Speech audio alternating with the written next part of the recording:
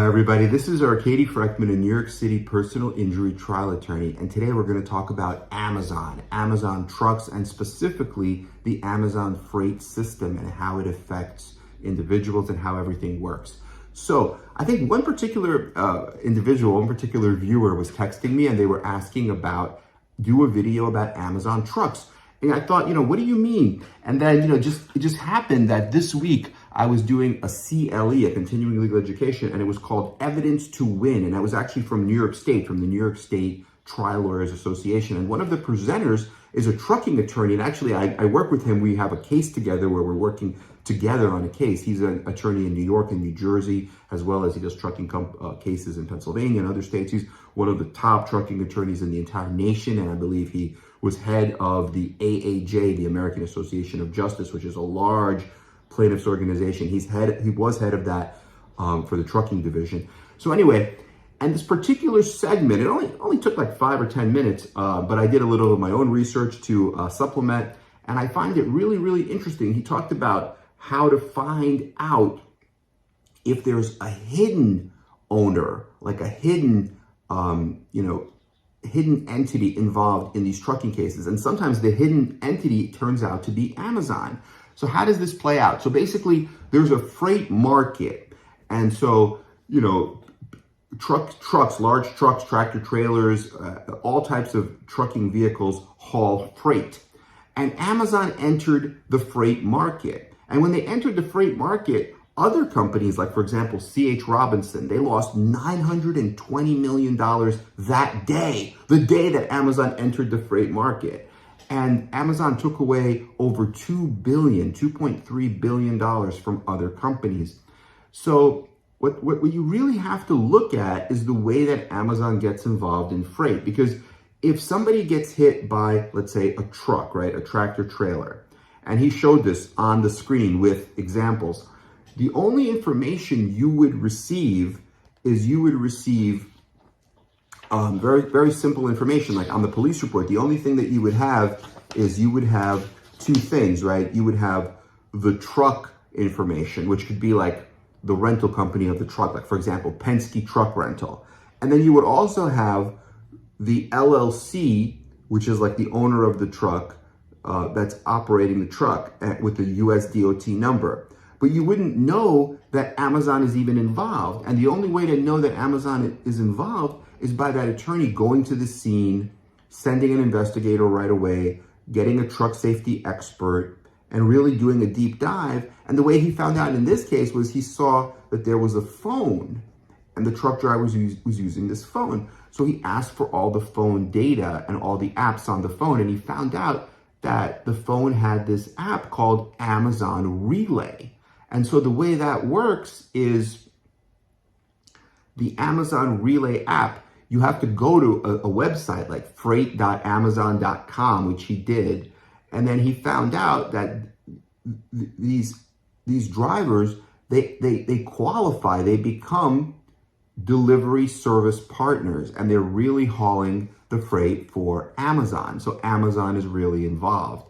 And then the interesting thing is that to qualify, it's really easy. All you need is like an active DOT, that's the Department of Transportation number. You need an active motor carrier number. You just need a typical insurance policy. Basically, any trucking company could do it. The safety rating that you have to have is either satisfactory or no rating, or just not be rated at all. And no rating could be either a brand new company or a chameleon company that was unsafe, got an unsatisfactory, and then just opened up again under a little bit of a different name, which happens a lot actually. So it's actually very, very dangerous, and anybody could pretty much work for Amazon. And then the safety rating, all it means is that you cannot be in the worst 40%.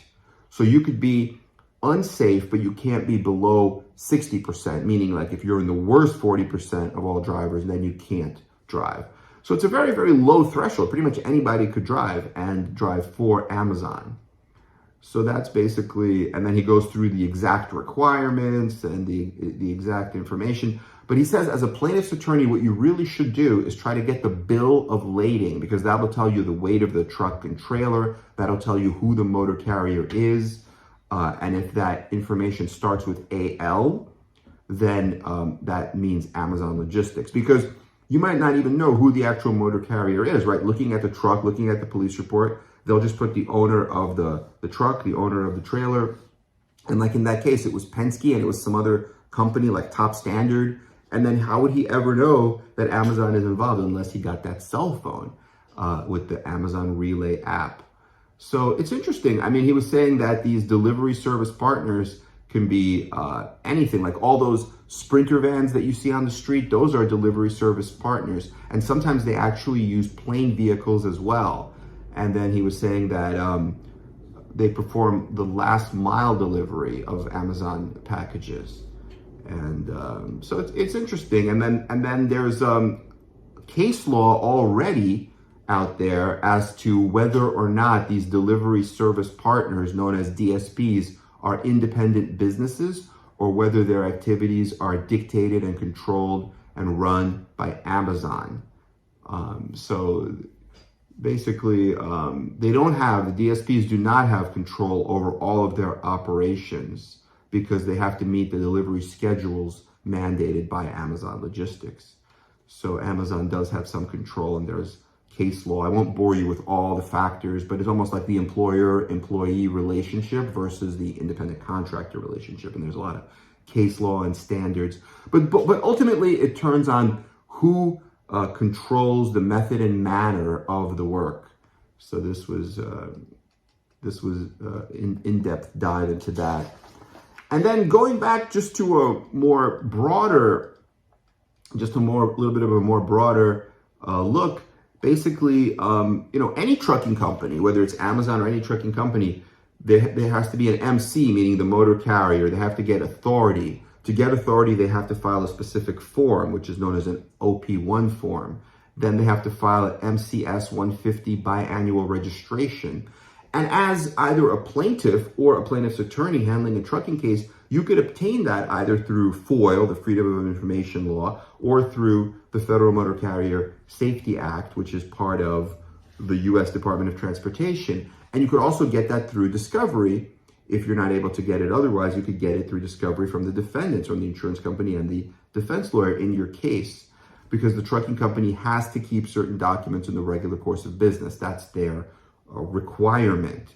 So they have a lot of these documents, and they don't want to turn a lot of these documents over because they know that these documents can have certain hidden information, like here, where you would be able to sue like Amazon, almost like unlimited resources, unlimited insurance. Whereas if they didn't find out, right, that it was Amazon, then you would just be left suing. Now, Penske can get out on summary judgment because there's a Graves Amendment, right? Just leasing, if you're only leasing a vehicle, you're not responsible. That's the Graves Amendment. So Penske would be out, and then you're only left with that standard company, the little company. They could just close shop tomorrow, go bankrupt, whatever, and then the minimum insurance that they're actually required to have is only $750,000. Now, if you have a serious injury like a fusion, brain injury, something worth multiple millions of dollars, $750,000 being your cap, you can't get more than that, versus Amazon being involved now, hundreds of millions potentially are available to you.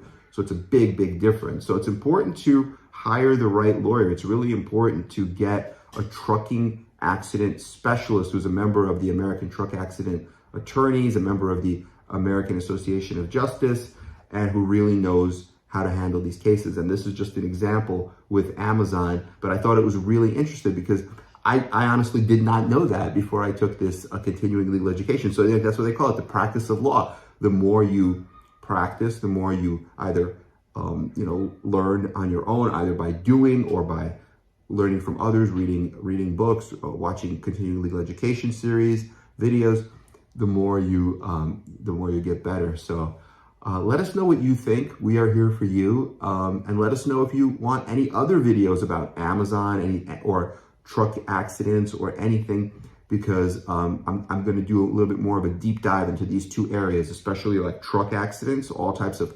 trucks, tractor trailers, commercial vehicles, garbage trucks, box trucks, like I said, the 18-wheelers, as well as the other area I'm probably going to do a more of a deep dive into is a traumatic brain injury, because I'm handling a few brain injury cases. So a little bit more about the medicine, as well as spinal cord injuries like fusions and all types of herniated discs and pain management, as well as surgical interventions. So I'll do videos in those categories.